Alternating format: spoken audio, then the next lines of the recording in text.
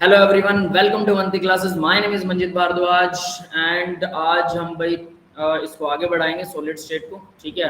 और इसके अंदर जो हमारा नियरेस्ट नेबर वाला कुछ पार्ट रह गया था हम उसको भी क्लियर करेंगे कि वो कैसे होता है। तो उससे पहले जरा ये देख लेते हैं, close packing of atoms in one dimension. एक डायमेंशन में सीधा सीधा होता है, ठीक है। रिवाइज करवा रहा हूँ, ध्यान दे लेना। फिर उसके बाद जब हम इसको बोलते हैं एक रो, ठीक है, लाइन जैसे बोल सकते हैं। कोऑर्डिनेशन नंबर 2 होता है। फिर उसके बाद जैसे ही हम क्लोज पैकिंग इन 2 डायमेंशन करते हैं तो ये इस तरह से एक स्क्वायर टाइप में बनता है। तो अगर इसका 3D बनेगा तो 52.4% होता है। भाई ये 2D में भी शायद 52.4% ही होता है, ठीक है। लेकिन इन्होंने इसका 2D 3D यहाँ शो नहीं किया, कुछ गड़बड़, ठीक है। हमने आगे भी देखा था कि इसको स्क्वायर वाले को, प्योर स्क्वायर को, तो ये क्लियर हो गया होगा। 2D में प्योर स्क्वायर बनता है, ये Yes. एक दूसरे के सारे ऊपर आते हैं, सब एटम एक दूसरे के ऊपर आते हैं, ठीक है। आगे इसका डायग्राम भी मिल जाएगा। इसके बाद में हेक्सागोनल, तो यानी अगर हम उसकी डेप्थ में डाल देते हैं एटम्स को तो हेक्सागोनल बनता है, ठीक है। इस हर एक एटम के चारों तरफ हमें 6 एटम मिलेंगे। तो आप इन एटम्स को अगर हटा दें, ये वाले एटम्स और ये वाले, अब देखिए ध्यान से, अगर इनको हम हटा देते हैं तो आपके सामने जो बचता है, देखिए यही चीज बची है ना। तो इस तरह से ये वर्क करता है। तो इसका कोऑर्डिनेशन नंबर जो है, पैकिंग एफिशिएंसी 60.4 है, कोऑर्डिनेशन नंबर इसका 6 है, वो हमें दिखाई दे रहा है। ये 2D में ओनली, ठीक है। अब बात करते हैं मल्टी लेयर वाले में, यानी हम अब क्या करने वाले, इस स्क्वायर वाले में ही 3D बनाएंगे और इस हेक्सागोनल में भी 3D बनाएंगे। इन दोनों में 3D बनाएंगे और इस हेक्सागोनल में जो 3D बनेगा वो हमारे लिए सबसे इंपॉर्टेंट होने वाला है, ठीक है। तो देखिए जरा, यहाँ स्क्वायर में बनाते हैं तो ये कुछ ऐसा बनेगा, यूनिट सेल बनेगी जिसकी अरेंजमेंट ए टाइप होगी और इसका number of atoms 1 unit cell में 1 होगा, कोऑर्डिनेशन नंबर 6 होगा, पोटेंशियल पैकिंग एफिशिएंसी 52.4 होगी, ठीक है। वो 2D में भी यही होती है, 3D में भी यही होती है, ठीक है, सेम होती है। आगे देखिए बॉडी सेंटर्ड। बॉडी सेंटर्ड कैसे बनते हैं? अब बॉडी सेंटर्ड बनाने के लिए ए बी टाइप की अरेंजमेंट होने वाली है, ठीक है। जेड मतलब नंबर ऑफ एटम 2 होते हैं यूनिट सेल के अंदर, 8 कोऑर्डिनेशन नंबर है, पैकिंग एफिशिएंसी 68 है। ये कॉम्पैक्ट क्लोज पैकिंग नहीं है, क्योंकि 74 होती है जो कॉम्पैक्ट क्लोज पैकिंग होती है, ठीक है। इसमें हमने क्या किया है, अब आप ध्यान देंगे इसके अंदर ये क्या कर रहा है। ये एटम्स की पहली लेयर है और ये दूसरी लेयर है, और ठीक है, लाइन, सॉरी, ये तीसरी लाइन है। इन लाइंस के बीच में, यहाँ चारों के बीच में एक एटम रखा हो, ये चारों के बीच में एक एटम रखा है, 3 के नहीं 4 के बीच में एटम है। समझ में आ रही है बात? Yes, sir. है ना, 4 एटम्स के बीच में। नीचे वाले में हम 3 एटम्स के बीच में एक एटम रखने वाले हैं, ये ध्यान रख लेना। नीचे देखिए, यहाँ 3 एटम्स के बीच में यहाँ एक एटम, ऐसे एटम आएगा, ठीक है। लेकिन इसमें एक प्रॉब्लम है कि अगर आप 3 एटम्स के बीच में एक एटम रखते हैं तो देखिए ये वाला जो वॉइड है, ये वाला, ये दिख रहा है सबको, ये वाला वॉइड आप दूसरे एटम से ऐसे कवर नहीं करते। क्यों? अब आप ये वाला तो वॉइड कवर कर सकते हैं, ये वाला वॉइड भी कवर कर सकते हैं, लेकिन ये बीच में एक रह गया, ये दिखा सबको? Yes, sir. तो यानी आप किसी एक वॉइड के ऊपर ऐसा रख सकते हैं। मान लीजिए मैंने इसको रखना शुरू कर दिया, तो अगर अपने आप बनेगा, ये हमें बनाने की जरूरत नहीं होती है। किसी एक वॉइड को कवर करेंगे तो दूसरा वॉइड, दूसरे टाइप का वॉइड बच जाएगा, है ना। तो यहाँ पर ये देखिए, अगर मैं इसका पेन कलर अलग कर देता हूँ तो ये वाला वॉइड बच रहा है, ये बच रहा है, ये बच रहा है, ये बच रहा है, और ये वाला भी। ये इस तरह से ये सारे वॉइड्स बच जाएंगे जिनके ऊपर एटम्स नहीं आएंगे ऑटोमेटिकली। अगर इन पर एटम नहीं आ रहे हैं तो डेफिनेटली हम नेक्स्ट लेयर जो है, नेक्स्ट लेयर इनके ऊपर रख सकते हैं, ऐसे रख सकते हैं ना। Yes, sir. ठीक है, और हो सकता है नेक्स्ट लेयर बिल्कुल ए के बिल्कुल सीधे में रख दें। तो नेक्स्ट लेयर अगर आप यहाँ इन ग्रीन वालों के ऊपर रखते हैं तो देखो वो ए वाली, ये जो सबसे नीचे वाली लेयर है, इसके बिल्कुल ऊपर नहीं आ रही है, ये बिल्कुल अलग होगी। तो ए बी सी टाइप भी बन सकता है और ए बी टाइप भी बन सकता है, ऐसे अरेंजमेंट बनती है। तो यहाँ हमने बी टाइप तो बना लिया, ए बी टाइप। अब सी देखिए हमने क्या किया, जब हमने थर्ड लेयर रखी, जो पिंक कलर में इन्होंने लेयर दिखा रखी है, वो जस्ट ए लेयर के ऊपर है। देखो जरा ध्यान से, दिख रहा है? जस्ट ए वाली लेयर के ऊपर है ना। तो ये ए बी टाइप की लेयर हो गई, ए बी और फिर से ए आ गया। तो यहाँ अगर आप देखेंगे, ए अगर एक एटम है, नीचे वाला अगर एक एटम है, ऊपर भी एक ही एटम रखा हुआ, तो ये 3 एटम बीच में रखे हुए। तो इस तरह से भी इसको आप इमेजिन कर सकते हैं, ठीक है। तो ये आ गया ए बी टाइप की लेयर फर्स्ट। देखिए ए बी टाइप की लेयर के अंदर क्या बनता है, ए बी टाइप की लेयर में हेक्सागोनल क्लोज पैकिंग ये वाली बनती है, याद रख लेना, ए बी टाइप की लेयर में। ये समझ में आ रहा है? 6 ये होंगे, एक एटम ये, बीच में ट्रायंगल, फिर एक एटम। अगर आप इन 6 वाले एटम्स को हटा देते हैं तो देखिए जो मैंने बनाया था, एक एटम ये ट्रायंगल बन रहा है, 3 एटम का ये एक एटम बन रहा है, ऐसा कुछ बनेगा। क्लियर है? Yes sir. या फिर आप इसको उल्टा कर सकते हैं कि ये ट्रायंगल है तो इससे ऊपर वाला भी तो एक ट्रायंगल ही बनेगा ना, यहाँ पे भी 3 एटम्स होंगे तो ट्रायंगल, बीच में एक एटम, फिर ट्रायंगल, या फिर एक की जगह 6 एटम लगा लो, साइडों में ये एक एटम, इसके चारों तरफ 6। तो इन्होंने क्या कर रखा है, ये एक एटम है, ठीक है, पेन बदलते हैं, ये एक एटम है और इसके ऊपर ये ट्रायंगल है, इसके नीचे ट्रायंगल है। ये ट्रायंगल्स एक दूसरे के, जरा ध्यान दे लेना, एक दूसरे के अपोजिट होते हैं। दिख रहे हैं? Yes, yes sir. ट्रायंगल एक दूसरे के अपोजिट है, लेकिन ए बी लेयर और बीच में एक ही एटम है। एक अगर जहां पर भी एक एटम, उसके चारों तरफ 6 एटम्स बनेंगे, हेक्सागन बनेगा वो। ऐसा भी बना सकते हैं, या फिर आप एक एटम ऊपर, एक एटम नीचे और बीच में ट्रायंगल बना सकते हैं। सबसे स्मॉलेस्ट दिखाना, तो जैसा इन्होंने दिखा रखा, देखिए ये 6 एटम है, यहाँ पर बीच में 3 है, फिर 6 है, फिर 3 है, फिर 6 है। तो मैं 6 एटम्स को एक्चुअल में सिंगल एटम दिखा दूं, फिर ये ट्रायंगल दिखा दिया, फिर से सिंगल एटम दिखा दिया, फिर से ट्रायंगल दिखा दिया, फिर से सिंगल एटम दिखा दिया, ऐसा भी शो कर सकते हैं। क्लियर है? समझ में आ गया ये? Yes sir. जी सर। हमने क्या किया था, ए जो लेयर थी, बी लेयर उसके ऊपर डेप्थ में रखी थी, और जो नेक्स्ट लेयर, थर्ड लेयर थी, वो ए के जस्ट ऊपर रख दी। अब ऐसा हम कर सकते हैं, बिल्कुल कर सकते हैं। अब अगर मैं ऐसा करने की बजाय, यहाँ मैंने वो शो कर रखा है, देखिए ए लेयर है, ठीक है, ये फेस सेंटर्ड वाला है, ए लेयर है, फिर बी लेयर है, बी लेयर ग्रीन वाली, फिर सी लेयर मैंने क्या किया, ये जो ब्लू वाली दिखाई दे रही है सी लेयर, वो ए और बी के सीध में नहीं है, बल्कि वो उनके डेप्थ में जो बच गए थे ना, जो वॉइड बच गए थे, उनके अंदर है। समझ में आया? उनके ऊपर। तो इस तरह से सी लेयर बन जाएगी, और सी लेयर क्या करेगी, सी लेयर दोनों से अलग होगी, तो ए बी सी, चौथी जो फोर्थ लेयर जो आएगी वो डेफिनेटली ए के बिल्कुल ऊपर आएगी ऑटोमेटिकली। और ये होता है फेस सेंटर्ड। दोनों की पैकिंग एफिशिएंसी देख लीजिए, दोनों की पैकिंग एफिशिएंसी बिल्कुल बराबर है, कोऑर्डिनेशन नंबर बिल्कुल बराबर है, कोई फर्क नहीं है। यानी ज्यादातर सॉलिड जो है वो क्लोज पैकिंग स्ट्रक्चर बनाते हैं, तो क्यूबिक क्लोज पैकिंग या फिर हेक्सागोनल क्लोज पैकिंग बनाएंगे, और दोनों की परसेंटेज पैकिंग बिल्कुल बराबर है। ये समझ में आ गया बेटा? Yes sir. दोनों की परसेंटेज पैकिंग बराबर है, तो दोनों में से कोई भी आप ऐसा, कोई भी मॉलिक्यूल वगैरह ऐसा कुछ कर सकते हैं, ठीक है। चलिए, तो इतना हमने प्रीवियस लेक्चर में कर लिया था, तो ये आपको अब थोड़ा बेटर क्रिस्टल क्लियर हो गया होगा। इसको बना के देखिएगा प्रकार से, ठीक है, और पेंसिल से खुद बनाइएगा, अलग अलग कलर की पेंसिल लेके या पेन लेके, और आप इन एटम्स को बना के देखिएगा, आपको ज़्यादा बेटर फिर समझ आएगी, है ना। और ये यूनिट सेल, ये याद होनी चाहिए इसकी यूनिट सेल पैकिंग एफिशिएंसी, इसको सीसीपी बोलते हैं भाई, compact close packing. Compact close packing, ये कॉम्पैक्ट होती हैं, दोनों ही सीसीपी हैं, याद रखना। एचसीपी भी सीसीपी है, कॉम्पैक्ट क्लोज पैकिंग है, लिखा हुआ है HCP is compact close packing structure, ये भी कॉम्पैक्ट क्लोज है। क्लियर है बेटा? Yes sir. ठीक है। इन्होंने इसके एक्सिस भी दिखा रखी है, 6 फोल्ड एक्सिस होती है, मतलब 6 बार अगर आप इसे घुमाएंगे तो जो पहला आइटम है, अगर मैंने इसको नंबर 1 दिया है तो 6 बार घुमाने पर ये वापस यही वाला आइटम यहीं पर आ जाएगा। क्लियर है? अगर मैं इसको एक्सिस मान लूँ तो, और ऐसे घुमाऊं तो, याद है मैंने एक बार एक्सिस करवाई थी, मैंने बोला था सॉलिड स्टेट में आएगी।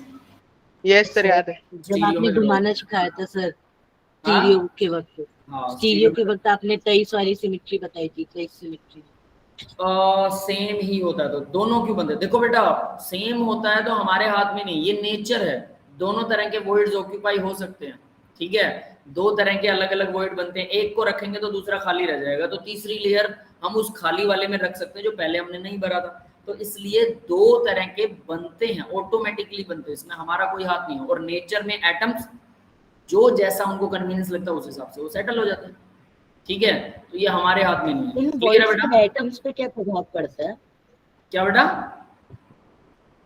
इन वॉइड्स का एटम पे क्या इफेक्ट पड़ता है?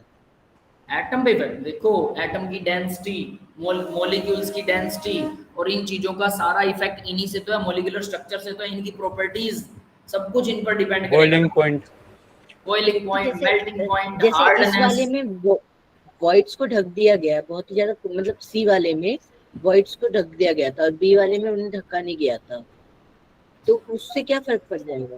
बड़ी वाली फर्क कुछ नहीं है, स्ट्रक्चर अलग हो गया बस। ए बी टाइप में देखो, ए बी टाइप में मतलब एक वॉइड खाली रह जाएगा, ठीक है, रहे वो अंदर की जगह। ए बी सी टाइप में कोई दूसरी तरह का वॉइड खाली रह जाएगा, समझ गए। और सिर्फ इतना नहीं है, ये तो आपको कॉम्पैक्ट बता दिया। अब वो पता है क्या करेगा, वो कहेगा कि इसमें भी कुछ एटम घटा देगा।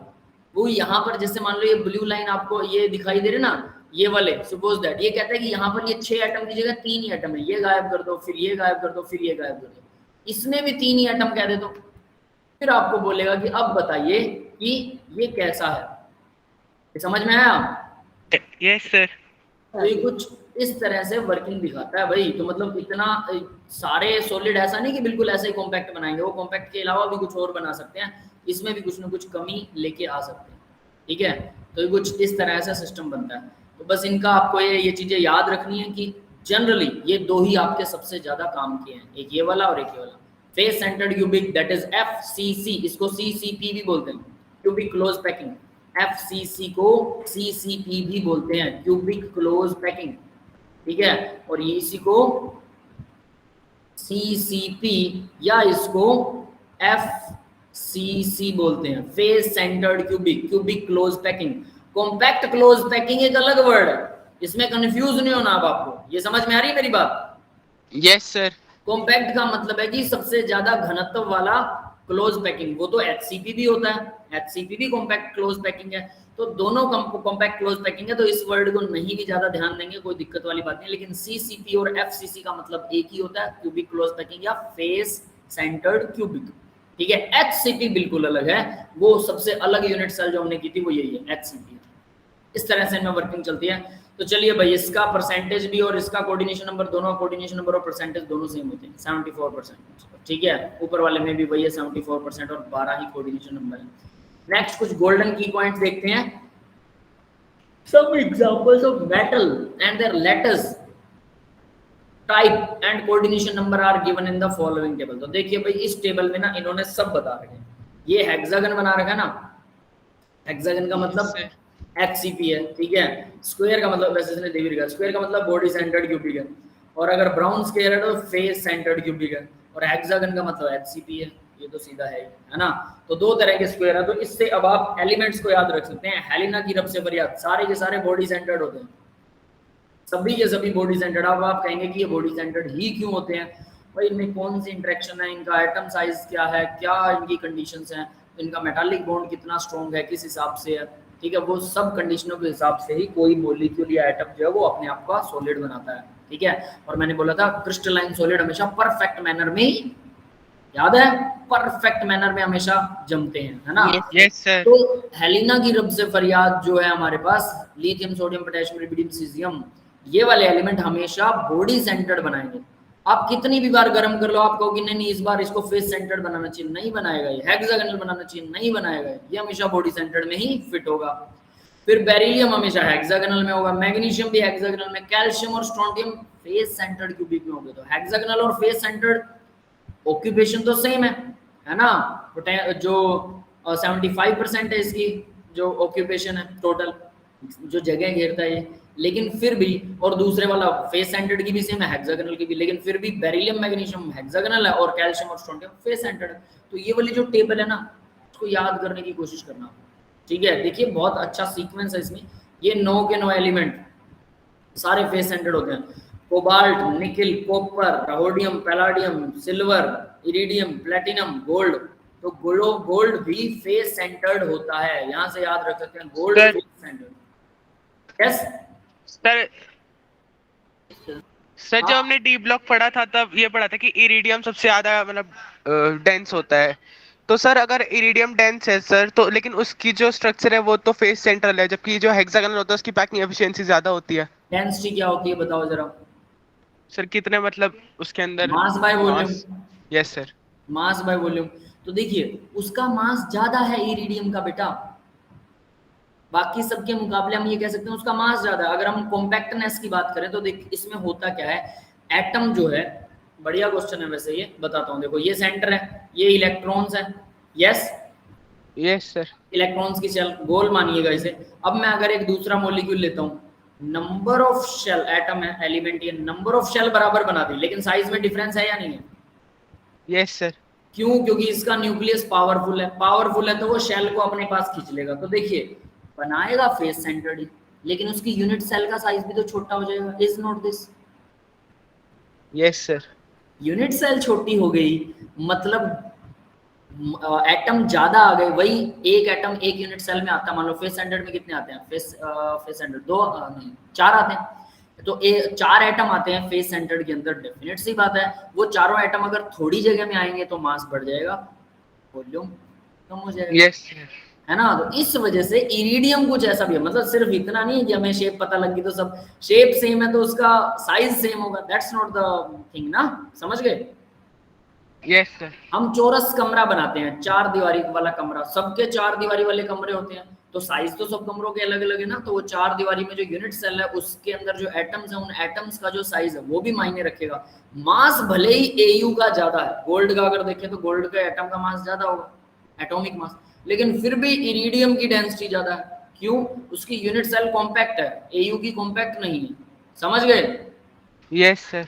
वो न्यूक्लियस सब कुछ न्यूक्लियर फर्क करता है। मतलब सीधी Okay, सीधी sir. एक ही चीज पर आप क्यों नहीं फोकस कर सकते कि एक चीज को आधार मान के हम उसको बता दें कि ऐसा होगा, है ना? तो देखिए, तो मैं जो बात कर रहा था तो भाई गोल्ड से याद रख सकते हैं, गोल्ड कॉइन एज मेटल्स, ठीक है, निकल पैलेडियम प्लेटिनम ये सारे के सारे कैटलिस्ट का काम करते हैं। और कोबाल्ट रोडियम इरिडियम ये सब के सब फेस सेंटर्ड है। जिंक और कैडमियम, बेरिलियम और मैग्नीशियम, इस तरह से आप अगर इसको याद करेंगे। और ये देखिए सारे के सारे 6 के 6 ये आ गए। एल्यूमिनियम को छोड़ के नीचे वाले सारे, है ना? लेकिन यहाँ पर ये सीरीज में नहीं है, ये ध्यान रखना। सीजियम, टाइटेनियम, सीजियम लिखा है, इज दिस सीजियम? सर वहाँ स्कैंडियम होगा ना। Sir, हाँ?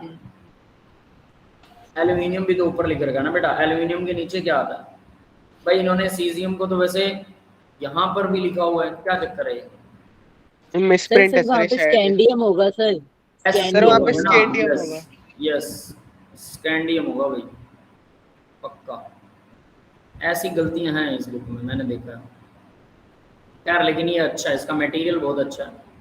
तो छोटी मोटी गलतियां हैं वो हमें टॉलरेट करनी पड़ेंगी, ठीक है। स्कैंडियम, यट्रियम, लैंथेनम, तो इस तरह से आप ये देख सकते हैं ये दोनों ग्रुप, फिर उसके बाद ये दोनों ग्रुप अलग अलग आ रहे हैं, है ना? फिर फर्दर मैग्नीज आयरन अलग से याद रखना पड़ेगा, नीचे चारों ऐसे ही हैं। तो इस तरह से इसको अपने दिमाग में छपा लो, 2-3 दिन तक याद रखते रहना। इससे क्या है, आपको एग्जाम्पल्स बहुत अच्छे से याद हो जाएंगे। और ये चीज मैंने आपको वो ABC के हिसाब से बताई थी, है ना? क्लियर है ये? Yes sir. तो देखिए बी लेयर जिस भी वॉइड को ऑक्यूपाई करती है, बी लेयर यहाँ पर ऑक्यूपाई कर रही है तो वो ऊपर से ढक गया, डेफिनेटली उसको बोलते हैं टेट्राहेड्रल वॉइड। तो जिस लेयर को वो जिस वॉइड को वो छोड़ देती है उसको बोलते हैं ऑक्टाहेड्रल वॉइड। ये समझ में आ गया? Yes yes sir. तो देखिए अब यहाँ इन्होंने टेट्राहेड्रल और ऑक्टाहेड्रल वॉइड को पहले से दिखा रखा है। ये कह रहा है 3 एटम है, उसके ऊपर एक एटम रख दिया, वो उसको बंद कर देगा, इसको बोलते हैं टेट्राहेड्रल वॉइड, ठीक है। टेट्राहेड्रल की शेप कुछ ऐसी सी होती है, ध्यान देना इसके ऊपर, टेट्राहेड्रल, ठीक है। ये इस तरह का वॉइड बनता है। अब आप यहाँ पर इमेजिन कर सकते हैं कुछ ऐसा सा वॉइड बनता है, ठीक है। अब बात करते हैं ऑक्टाहेड्रल वॉइड की। ऑक्टाहेड्रल वॉइड क्या होता है? 3 नीचे ट्रायंगल बन रहा है और 3 ही एटम्स का ऊपर ट्रायंगल बन रहा है, और इन दोनों के बीच में जो बीच में जगह रह जाती है उसको ऑक्टाहेड्रल वॉइड बोलते हैं। यस क्लियर है? Yes sir. ठीक है। अब एक चीज ध्यान देना, यहाँ भी इन्होंने यही चीज दिखा रखी है, यहाँ भी यही, ये दोनों डायग्राम तो सेम दिख रहे हैं ना। लेकिन ये कह रहा है कि इसके ऊपर तो एक एटम रखा हुआ है, जो एक एटम यहाँ आएगा तो वो तो देखो ऐसे ऐसे आएगा ना, गोल एटम ऐसे, यस। और यहाँ 3 आ रहे हैं तो इनके बीच में तो जगह खाली रह जाएगी 3 वालों में। तो इसका मतलब ये वाला वॉइड बड़ा होता है, ऑक्टाहेड्रल वॉइड, क्योंकि इसके ऊपर ये 3 एटम ऐसे आएंगे, ठीक है, और ये वाले 3 एटम ऐसे हैं। तो बीच वाला वॉइड जो होगा, ये खाली जगह जो होगी, ये बड़ा होगा, और इसका स्ट्रक्चर कुछ ऐसा है ऑक्टाहेड्रल का। तो टेट्राहेड्रल और ऑक्टाहेड्रल वॉइड जब आपको याद होने चाहिए, 2 तरह के वॉइड्स बनते हैं किसके अंदर, जब HCP और CCP स्ट्रक्चर बनते हैं। क्लियर है? Yes sir. तो अगर मैं नेक्स्ट टाइम देखो जब तीसरी लेयर रखूंगा तो ऑक्टाहेड्रल वॉइड्स को अगर कवर करता हूं तो ABC टाइप। ABC टाइप मतलब क्या होता है बताओ आप जरा? HCP होगा, CCP होगा? HCP है ना, HCP यानी ABC टाइप अगर कोई सॉलिड है तो HCP होगा, हाइड्रोजन क्लोज पैकिंग। और AB टाइप है तो फेस सेंटर्ड होगा, ठीक है। उनके एग्जांपल हम सारे देख चुके हैं। तो अब आगे बढ़ते हैं भैया, ठीक है।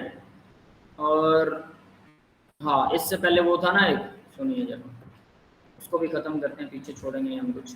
जो आपका नियरेस्ट नेबर वाला था, ठीक है, नियरेस्ट नेबर के अंदर जहां हम अटके थे, जो मुझे लग रहा था कि इन्होंने सही नहीं दिया, वो वाकई में वो सही दे भी नहीं रखा था, ठीक है। a बाय ये था √3/2। अब ये नियरेस्ट नेबर किसको बता रहा है पता है? ये नियरेस्ट नेबर इनको बता रहा है, इसको और इस एटम को।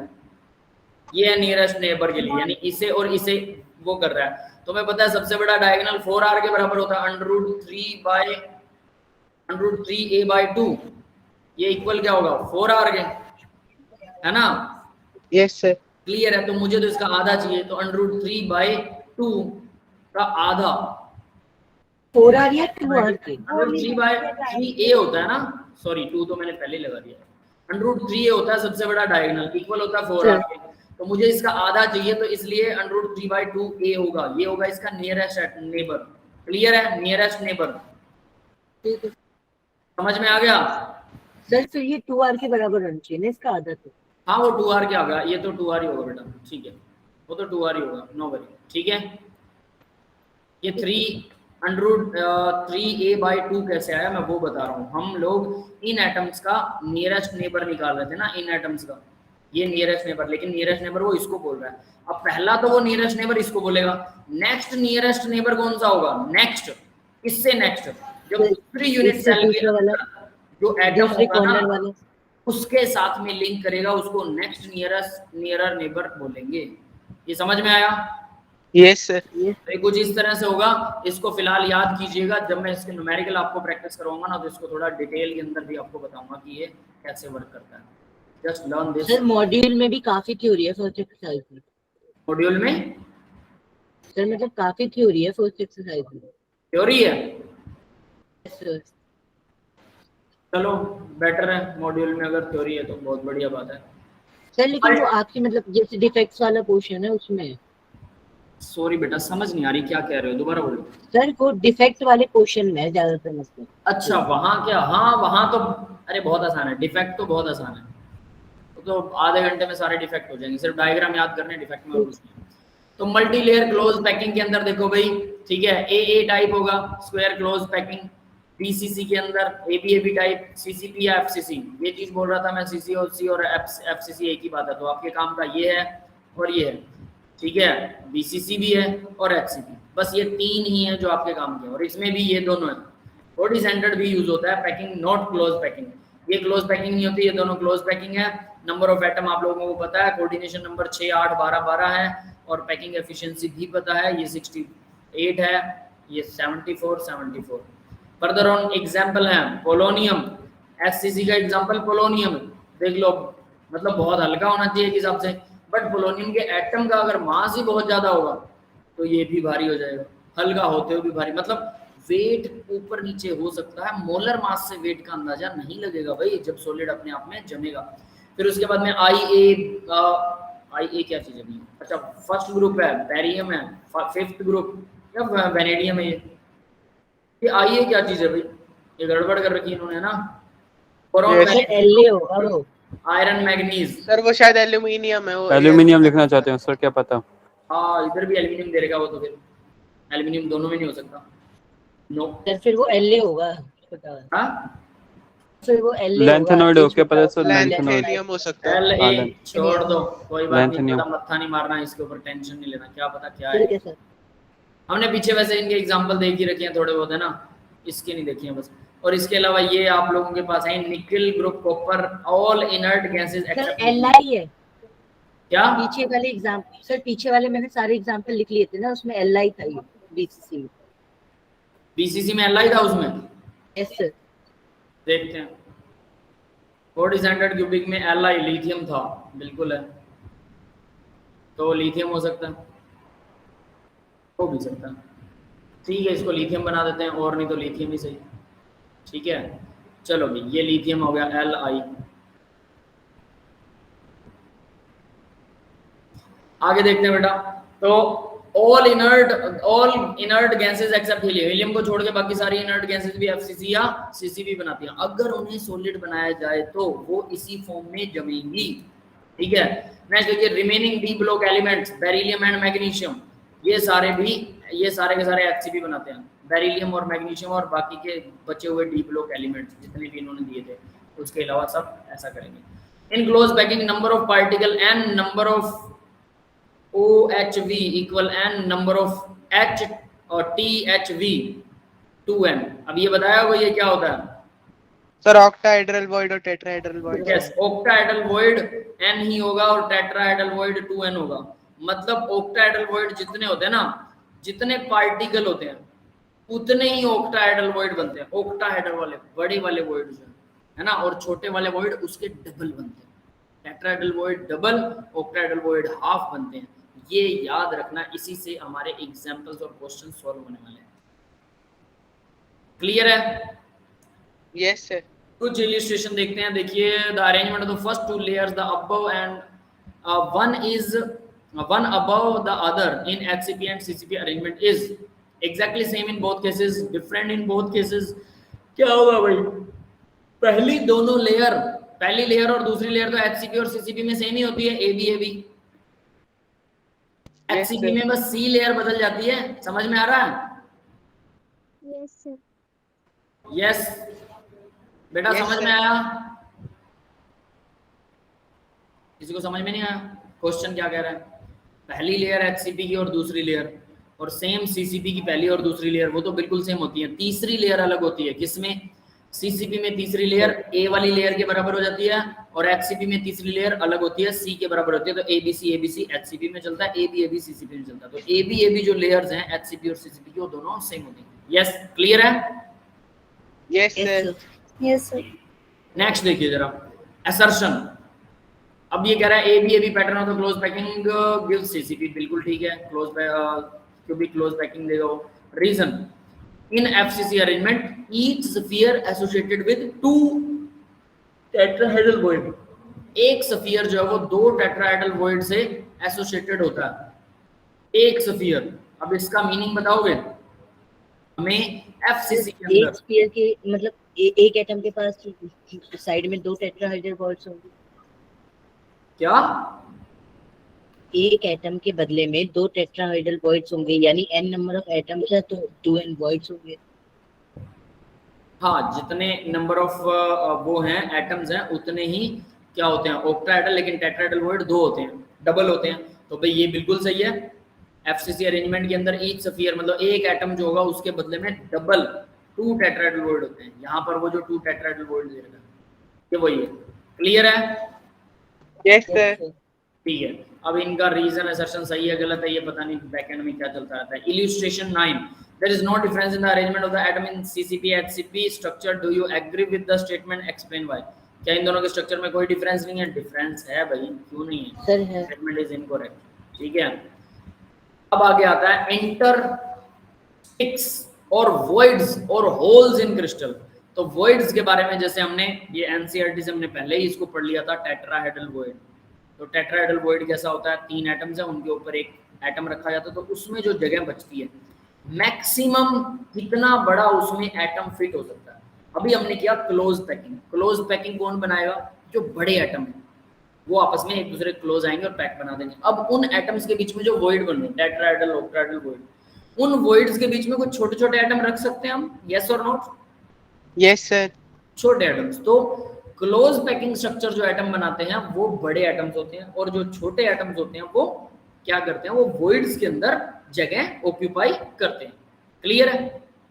तो यहाँ पर वॉइड्स किस टाइप के होते हैं वो हम वैसे पहले ही पढ़ चुके हैं। टेट्राहेड्रल वॉइड, टेट्राहेड्रल इंटरस्टिक्स बोलते हैं उसको।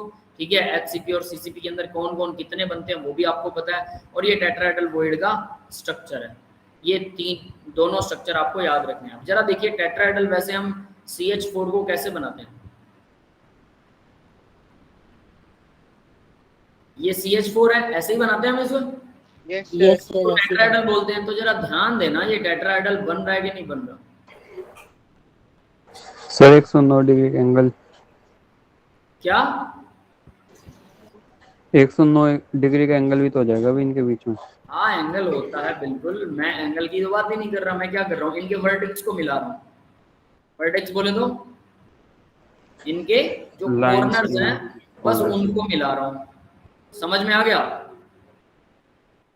ये लाइन मुझे सीधी नहीं थी, चलिए चलो बन गई जैसी भी। दोबारा, ठीक है। इनके वर्टेक्स को मैंने मिला दिया, हर एक के वर्टेक्स को एक दूसरे से अगर मैं ऐसे मिलाता हूं,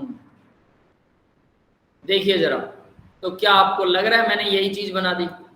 यस सर। लग रहा है ना, बस ठीक है, फिर इतना ही लगना चाहिए, बन गई बात। तो टेट्राहेड्रल क्यों बोलते हैं, समझ में आ गया होगा। क्लियर है बेटा? यस सर क्लियर है। ठीक है, तो ये टेट्राहेड्रल कुछ इस तरह से बनता है। वॉइड ऐसा होता है, ऊट पटांग सा वॉइड होता है। वैसे तो उसमें कर्व भी होंगे, हमने तो सीधी लाइनें खींच दी, वो तो कर्व वाला होगा क्योंकि एटम से भिड़ रहे हैं, तो कर्व है उनमें, तो है ना सर हम तो एस्टिमेट लगाते हैं हर बार। उसके अंदर एक स्फेरिकल एटम ही फिट हो सकता है, ये भी याद रखना। बट हम कह सकते हैं कि वो कुछ कुछ इस तरह की शेप का है, इसलिए उसको टेट्राहेड्रल बोल दिया जाता है। समझ में आ गया है ना? क्योंकि ये रिजेम्बलेंस है, this is not the exact value, resemblance. तो रिजेम्बलेंस को फील कीजिएगा, बाकी सारी चीजें आप इसमें पढ़ सकते हैं, कोई दिक्कत नहीं है। अब बात करते हैं भी किसमें कितने वॉइड होते हैं, कहाँ कहाँ होते हैं, उनको आपको याद रखना है। FCC total number of atom, face centred में 4 होते हैं, टेट्राहेड्रल डबल होते हैं, पता है सबको? Yes sir. Tetrahedral void double होते हैं, ऑक्टाहेड्रल जो है बड़े वॉइड बराबर होते हैं एटम्स के, छोटे वॉइड्स कम होते हैं, ठीक है, तो छोटे वॉइड डबल होते हैं। So we can say that 3D close packing 2 tetrahedral void are attached with 1 atom. एक एटम से 2 क्या है टेट्राहेड्रल वॉइड अटैच है, जैसा कि पीछे क्वेश्चन में हमने कर लिया है ना। क्लियर है? Yes sir. तो ये टेट्राहेड्रल वॉइड आप लोगों को दिखा रखे हैं, ये क्यूबिक डायगोनल दिखा रखा है। तो टेट्राहेड्रल वॉइड देखिए, एक एटम के साथ में ये इस तरह से एक टेट्राहेड्रल वॉइड खाली जगह बन जाएगी। कैसे? ये फेस सेंटर्ड है, हर एक फेस पर, ये फेस है, ये भी फेस है, ये इस चोरस का फेस है, ये इस चोरस का फेस है ना, ये इस चोरस का फेस है, ये इस चोरस डब्बे का फेस है। तो इस तरह से जितने भी फेस हैं इनके सबके एटम्स, तो यहाँ 1 2 3, ये ऐसा कुछ कह रहा है कि ये तीनों मिलकर क्या बनाएंगे, ये तीनों मिलकर आपस में टेट्राहेड्रल वॉइड, और एक एटम ये वाला मिल जाएगा, ठीक है। और सेम टू सेम यही एटम अपने साथ दूसरी साइड में भी तो टेट्राहेड्रल वॉइड उसको मिलाएगा। Yes yes sir. इधर भी मिलेगा और इधर भी मिलेगा, तो हर एक एटम 2 टेट्राहेड्रल वॉइड को, तो ये इसने तो 2 बना लिए, इसके तो ये 2 समझ में आ रहे हैं। एक तो ये हो गया टेट्राहेड्रल, एक इधर बना देगा ये टेट्राहेड्रल, है ना, 3 एटम से। वो भी ऐसे कर लेगा, ये कॉर्नर वाला भी तो इधर बनाएगा, ये कॉर्नर वाला भी तो इधर बनाएगा, ये वाला भी तो इधर बनाएगा, अंदर भी बनाएगा, याद रखना, ठीक है। ये अंदर भी बनाएगा, बाहर भी बनाएगा। तो हर एक एटम जो कॉर्नर पर आपको दिखाई दे रहा है वो अंदर और बाहर दोनों तरफ से बनाएगा। ये क्लियर है भाई? सबको समझ में आ गया? यस सर आ गया। और ये एटम्स जो है बार बार रीयूज होते रहेंगे, मतलब इस एटम में ये वाला एटम भी कंट्रीब्यूट करेगा इसका वॉइड बनाने में, ठीक है। तो ओवरऑल बहुत ज्यादा अगर इसको डेप्थ में देखोगे तो कुछ कुछ चीजें समझ में आपको आ जाएंगी, लेकिन एटलीस्ट उसकी बहुत ज्यादा जरूरत नहीं पड़ती है। ओवरऑल आपको सीधा याद रखना है 4 एटम्स 8 टेट्राहेड्रल वॉइड, ईच के साथ 2 होते हैं, बस इतना ही। क्लियर है? 2 tetrahedral voids are attached with 1 atom. Next देखिए ऑक्टाहेड्रल इंटरस्टिक्स। तो ऑक्टाहेड्रल इंटरस्टिक्स क्या बोलता है? तो बोलता है 6 एटम होते हैं, 3 ऐसे ट्रायंगुलर शेप में, 3 उल्टे ट्रायंगल में, ठीक है। ये भी एक वॉइड है, इनसे जो वॉइड बनेगा वो कुछ इस तरह का वॉइड बनता है, ऑक्टाहेड्रल, अष्टफलक। ऑक्टाहेड्रल बनाना आता है सबको? डायग्राम, ऑक्टाहेड्रल डायग्राम बना रहा हूं मैं, उससे रिजेम्बलेंस करेंगे कि ये क्या बनता है, अष्टफलक बनता भी है। यस सर, एक पिरामिड ऊपर एक पिरामिड नीचे।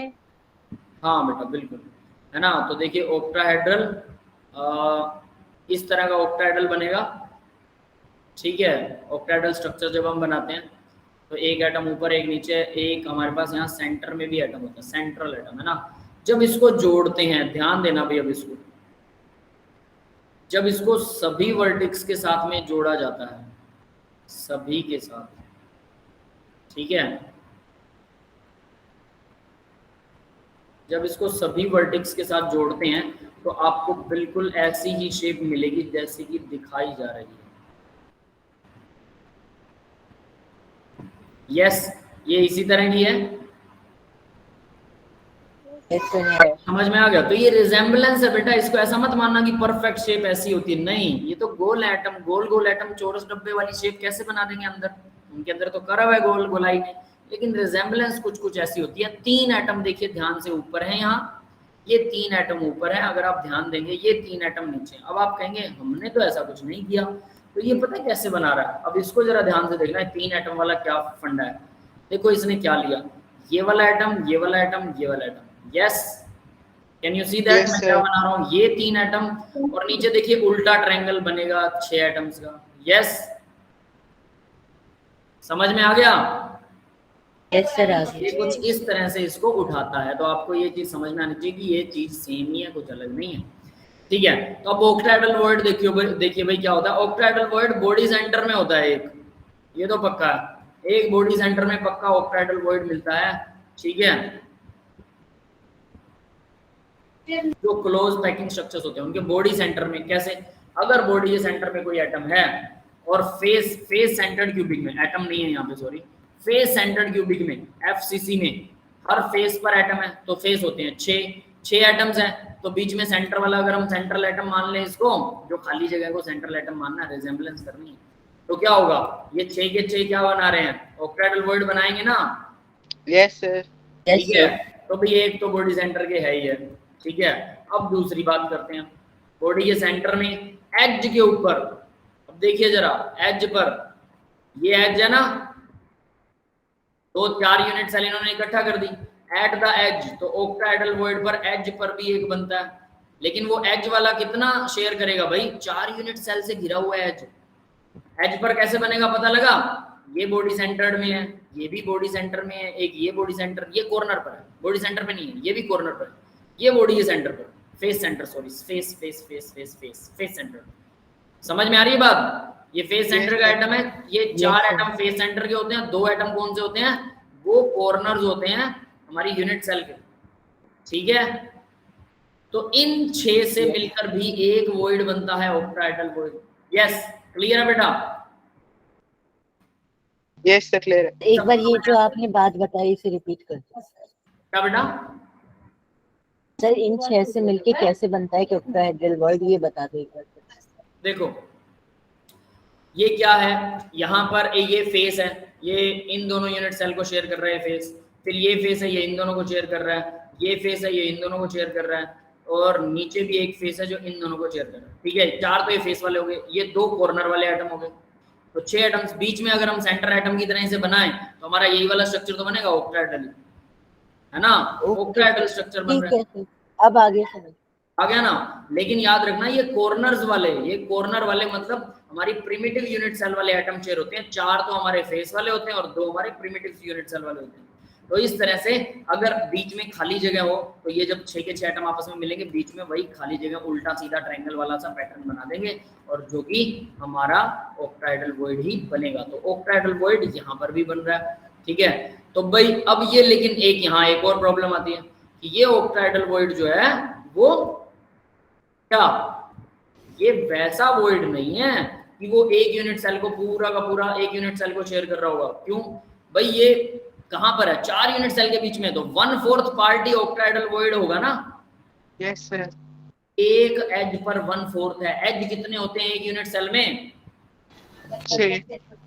6 नहीं 12 12 क्लियर है कैसे होते हैं प्रणव बेटा? क्यूब के, है ना, हाँ ठीक है।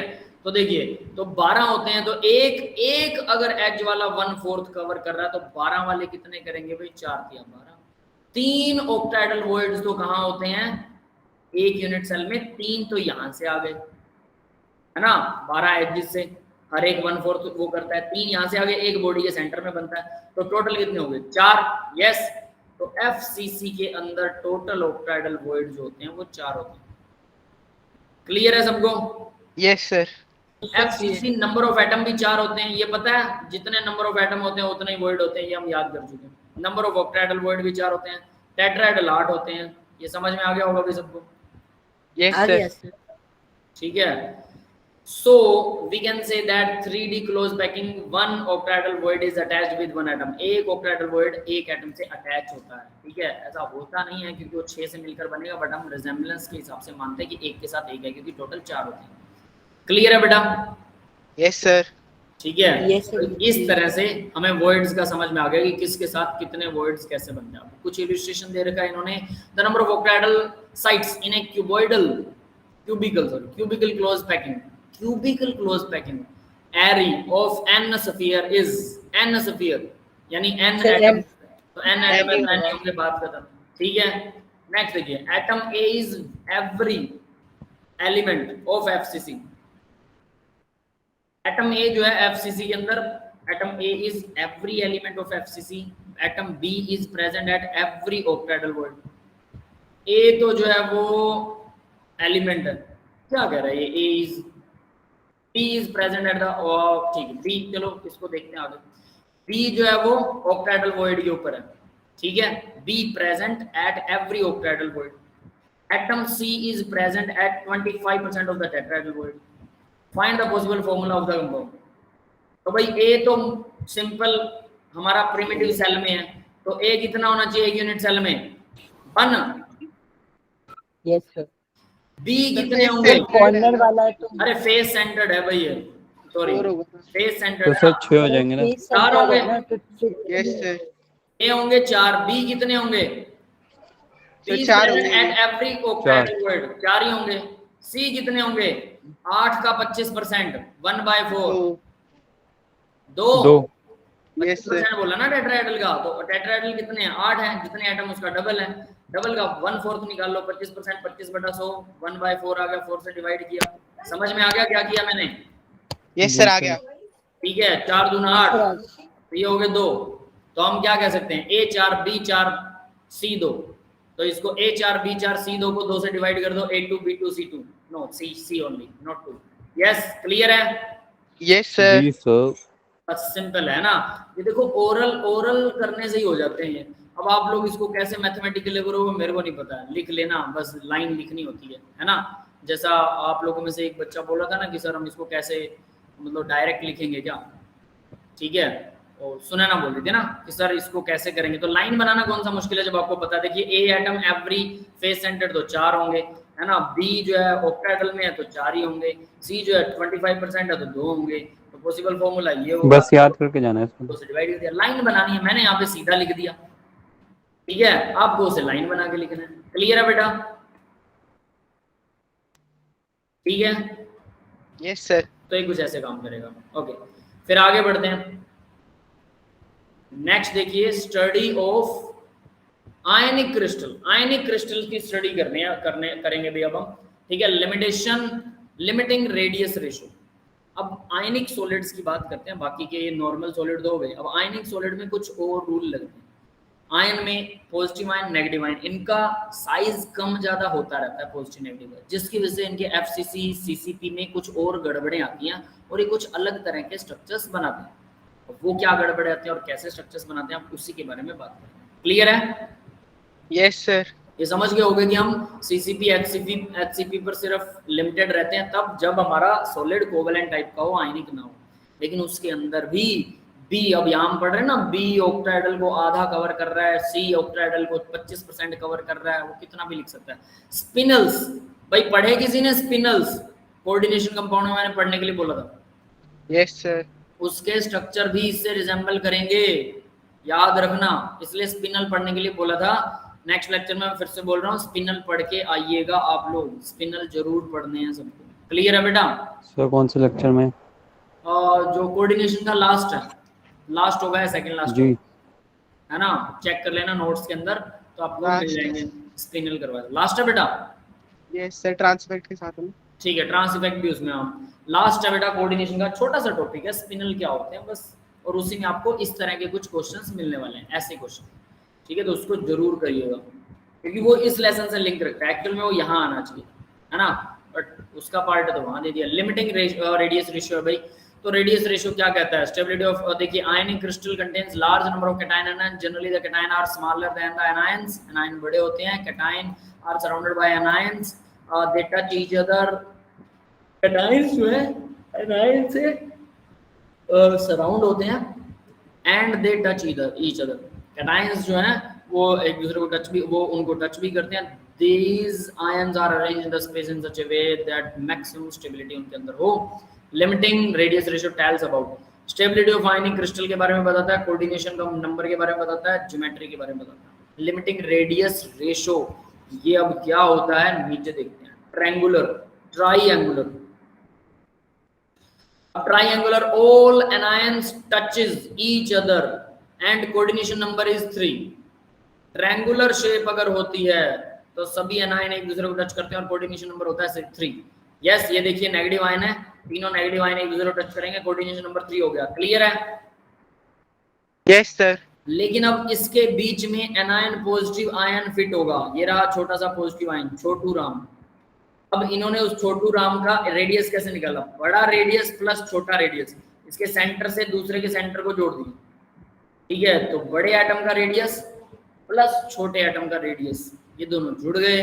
ठीक है, तो ये आपके पास r प्लस आर की वैल्यू होगी. कैसे निकालेंगे इस r प्लस आर? तो भी देखिए, ये हमें पता है आइसोसेलेस ट्रायंगल बनेगा, सारे एंगल 60 डिग्री हैं. ठीक है, ये एंगल 30 हो जाएगा. इसमें से अगर इसको यहाँ वो कर रहे हैं हम, ठीक है, ये कितना होगा? ये तो बड़ा r है, यहाँ से परपेंडिकुलर डल गया. समझ में आया ट्रायंगल? Yes sir. ये बड़ा r है, ये r प्लस आर है. ठीक है, तो ये बड़ा r है, तो ये हम परपेंडिकुलर भी निकाल सकते हैं. Yes sir. कितनी वैल्यू है? तो हम r और बड़े r, वैसे परपेंडिकुलर की हमें जरूरत नहीं, r और बड़े r के बीच में रिलेशन निकालना है, सीधी सी हाइपोटेन्यूस लगा के, है ना. तो देखिए कैसे है, cos theta equal r plus r, r divide bye r plus r. cos theta क्या होता है? cos थीटा भाई, थीटा Base upon hypotenuse. देखिए थीटा की अपोजिट साइड क्या होती है? परपेंडिकुलर. थीटा की एडजेसेंट साइड क्या होती है? बेस. बेस. तो ये बेस हो गया r और ऊपर हो गया हाइपोटेन्यूज. ये हाइपोटेन्यूज है ही फिर, है ना, 90 के अगेंस्ट देखते होते हैं हम. तो ये आपको, मुझे लग रहा है मैथ वालों को सबको आता होगा. आता है ना? Yes sir. तो cos थीटा क्या होता है भाई? sin थीटा क्या होता है? Perpendicular by hypotenuse. Perpendicular by hypotenuse. ये परपेंडिकुलर बाय sin थीटा. पहले sin थीटा बताना क्या होता है? Perpendicular by hypotenuse. p by h, perpendicular by hypotenuse. p by h. और cos theta b by h, b by h. Base by h होता है. तो बेस हमारा r है और r by r divide by hypotenuse. ये ठीक है, ये एक चीज पूछ रहा था मैं, पता नहीं क्या बोल रहा हूँ. ठीक है भाई, 10th लेवल का काम है, ज्यादा लंबा चौड़ा काम नहीं है. तो ये आ गया बेस आपका और ये आ गया हाइपोटेन्यूज, इक्वल होता है cos थीटा. यहाँ से आपको cos थीटा आ गया. cos 30 क्या हो गया? cos 30 हमें पता है √3 होता है ना, जितना भी होता है √3/2 जो भी सर √3/2 है ना, उसकी वैल्यू निकालिए और सीधा इसके अंदर पुट कीजिए. आपके पास में r बाय r का रिलेशन आ जाएगा और r बाय r के अंदर जो रिलेशन आ रहा है वो 0.155 आ रहा है. क्लियर है? Yes sir. तो रेडियस जो LRR इनका जो रेशो आता है, ठीक है, वो रेशो आता है, वो r बाय r जो है वो लेस देन 1 है, 1 से छोटा है. क्लियर है? Yes sir. तो याद ही रखना है 0.115 होता है, ये 155 होता है. नेक्स्ट देखिए टेट्राहेड्रल वॉइड. अगर वॉइड टेट्राहेड्रल हो तो ठीक है, यहाँ पर तो सीधा ट्राइंगुलर था, है ना. ये वॉइड ट्राइंगुलर है, बस 3 एंगल से घिरा हुआ. टेट्राहेड्रल मतलब इसके ऊपर एक और एटम रख दिया. अब कैसे इसको निकालेंगे? Face diagonal AC, A into C √2A होता है, वो 2R के इक्वल होता है. याद है? फेस सेंटर्ड के अंदर. Yes sir. फेस सेंटर्ड के अंदर ये यूनिट सेल बनाइए. इसके अंदर √2A ये होगा, ये √2A है. Yes sir, diagonal. ठीक है, √2A इक्वल होता है 2R के. कैसे? क्या फेस सेंटर्ड में यहाँ पर जो फेस सेंटर्ड है, फेस के ऊपर है, वो इसको और इसको टच करता है. ये 4R के इक्वल होना चाहिए.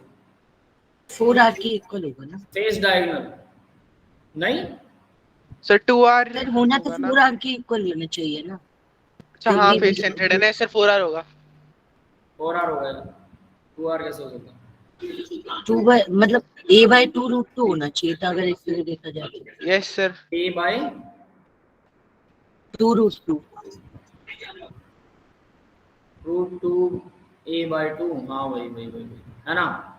R रुकिए, ये क्या होता है? इक्वल होता है 4R के. 4R तो R क्या हो जाएगा? Divide by 4. सर फिर A by 2 रुकिए √2. एक कुछ और बता रहा है, बताता हूँ इसको. All anions touches each other. यहाँ पर भी चारों टेट्राहेड्रल के अंदर टेट्राहेड्रल वॉइड इस तरह से बनेगा. ठीक है, हम सीधा टेट्राहेड्रल वॉइड ही बनाते हैं. और ये फोर्थ वाला, ठीक है। तो ये बीच में एक छोटा सा यहाँ पर एक एटम फिट होगा, ये चारों एनायन एक दूसरे को टच करते हैं,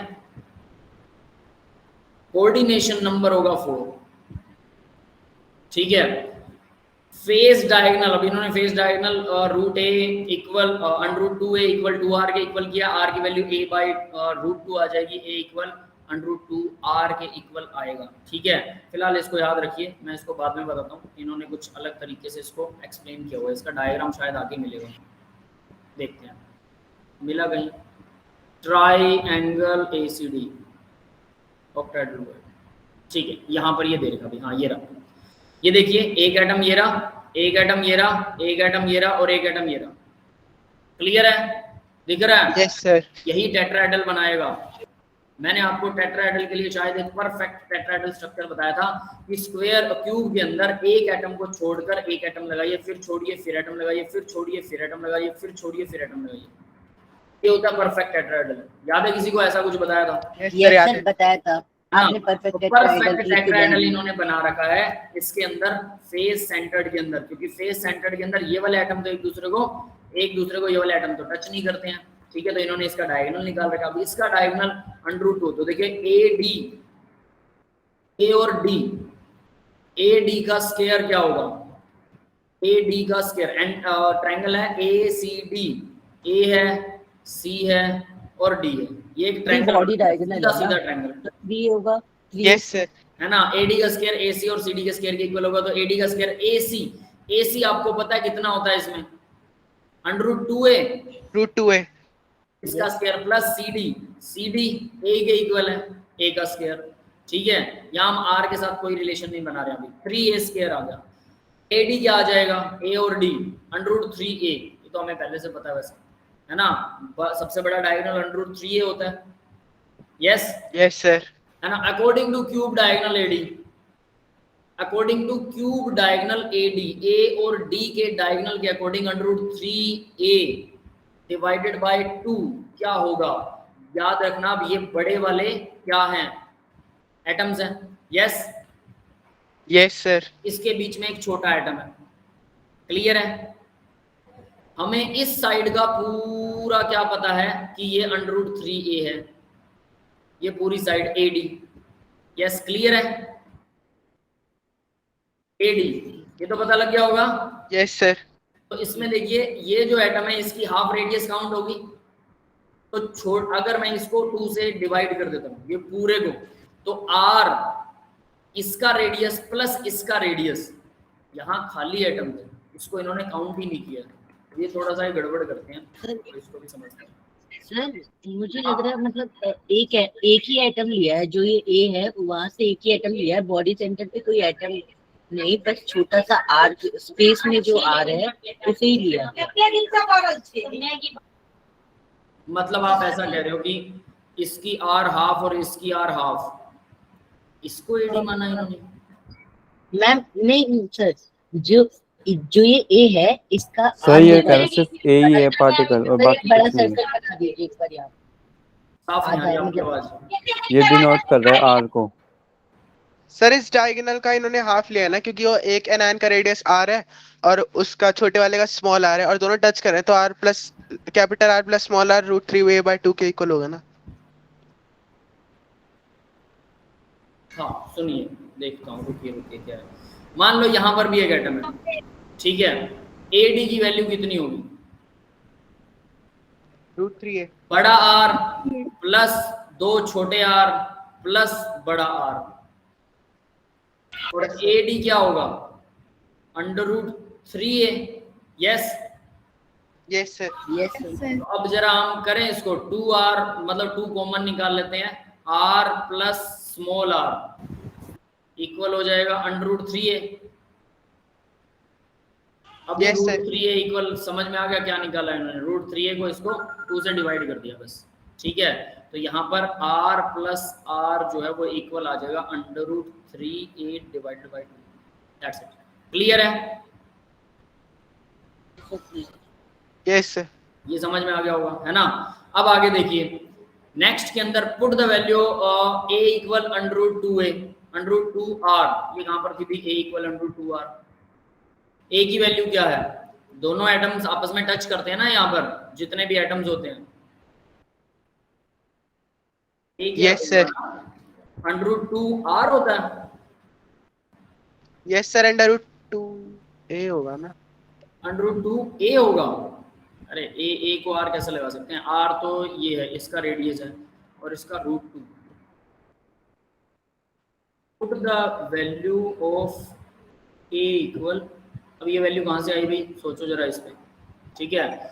फिर √3, अब आगे देखते हैं जरा, इसको आगे सॉल्व करते हैं, एकदम इस वैल्यू को डिफाइन करेंगे। सर वहाँ पे वो दो एटम टच करते हैं ना और डायगोनल √2a होता है, तो √2a = 2r आ जाएगा, वहाँ से √2 से √2 कट जाएगा। ये दो एटम टच करते हैं, √2a इक्वल 2r। हाँ सही है, ठीक है। चलिए √2a इक्वल 2r, ठीक है। ये वाला और वो वाला एटम टच करेंगे तो r इक्वल √2 डिवाइडेड बाय 2 आ जाएगा बेटा, ये तो डिवाइडेड बाय 2। यस सर, वो उसके बाद √2 से √2 कट जाएगा ना। सर यहाँ R की a वैल्यू वाला निकालिए, √2 R नीचे इक्वल लिखा है, ये r के √2 a की वैल्यू निकालनी है, sorry, a equal 2r divide by √2। ये तो √2r दिखा रहा है, करके तो √2 आ जाएगा ना सर। रैशनलाइज कर नीचे देंगे, वाले क्या रैशनलाइज कर देंगे सर, नीचे वाले को। रैशनलाइज कर दो नीचे वाले को। हाँ √2 को मतलब उसको दो बार √2 लिख सकते हैं, एक √2 से एक √2 कट जाएगा, ठीक है, √2r ही आएगा, ठीक है। क्लियर है भाई ये? Yes sir. आगे देखिए √2r 2r plus 2 minus sorry plus 2r। अब ये क्या चीज कहानी लिखी है, समझ में आई किसी को? 2r तो ये रहा, एक a को मल्टीप्लाई किया √3 से और 2r plus 2r। Sir √3 a को उसके 2r प्लस 2r के बराबर रख दिया है बस, और a यस में सर, डायगोनल वाले वैल्यू में √2r √3 में a की वैल्यू पुट किया। 2r प्लस 2r के इक्वल कर दिया √3 और √2r को। ये कहाँ से लाया भाई वैल्यू, मुझे नहीं समझ सर वो √3a होता है ना, तो a की वैल्यू पुट कर दी वहाँ पे। है ना वहाँ पे ऊपर a की वैल्यू पुट करी बराबर r प्लस r, तो उसमें a की वैल्यू पुट कर दी है। ठीक है, आपको क्लियर हो गया ना, कोई दिक्कत नहीं है। Yes sir. उसके बाद देखिए आगे इसको जरा सॉल्व किया इन्होंने, नथिंग स्पेशल, और r बाय r की वैल्यू निकालनी है, सीधी सी बात ये, और वो वैल्यू आती है 0.225, दैट्स इट, ठीक है। सेम ऑक्टाहेड्रल के लिए निकालेगा, सेम क्यूबिक वॉइड के लिए निकालेगा, और इन सब से वो, यानी ये आपको सिर्फ डेरिवेशंस दिखा रखी हैं, जनरली ये काम नहीं आती कि ये कैसे वर्क करती हैं, इसीलिए मुझे इनका ध्यान भी नहीं है कि ये कैसे निकलती हैं, मैं डायरेक्ट आपको करवा रहा हूँ, ठीक है। और इस पर ध्यान देने की जरूरत भी कम होती है, लेकिन एक बार करके जरूर देखनी चाहिए। इन सबसे टोटल लास्ट में वो रेडियस रेशियो निकालेगा, और वो रेडियस रेशियो की ये टेबल है, ठीक है। इस टेबल को करवा के उसके बाद मैं इसको खत्म करता हूँ, पीछे वाला हम बाद में करने वाले हैं, ठीक है। तो देखिए प्लेन ट्राइगोनल के लिए 0.225 है, टेट्राहेड्रल के लिए 0.414 है, और ऑक्टाहेड्रल के लिए 0.732 है, ये क्यूबिक के लिए। रेडियस जो है ग्रेटर देन इक्वल 0.115 से 0.225 अगर होती है तो कोऑर्डिनेशन नंबर 3 आएगा, अगर 0.225 से 0.414 होती है कोऑर्डिनेशन नंबर 4 आता है, 0.414 से 0.732 होती है तो 6 आता है, और 732 से अगर 1 तक रेडियस होती है तो 8 आता है। ये coordination number in radius ratio से निकाले जाते हैं, ये उसकी लिमिटेशन और उसका यूज है। और 3 है तो प्लेन ट्राइगोनल होगा, टेट्राहेड्रल होगा, अगर 4 है तो ऑक्टाहेड्रल 6 का, अगर 8 आता है कोऑर्डिनेशन पर तो क्यूबिकल होगा, और इनके एग्जांपल्स भी दे रखे हैं। ये समझ में आया सबको? Yes sir. ये टेबल याद करनी, और इसी टेबल को यहाँ पर निकाल के इन्होंने हर एक वॉइड को अलग अलग तरह से शो कर रखा है, ठीक है। ऑक्टाहेड्रल और क्यूबॉइडल क्यूबिक के लिए हम नेक्स्ट लेक्चर के अंदर देखने वाले इसको। That's all for the today's lecture. तो अभी मैं इसको बंद कर रहा हूँ, ठीक है बेटा। आज हमने वैसे भी लेक्चर लेट शुरू हुआ था ना, अगली क्लास भी स्टार्ट करनी है मुझे। हाँ भाई, किसी को डाउट है तो वो बताइए।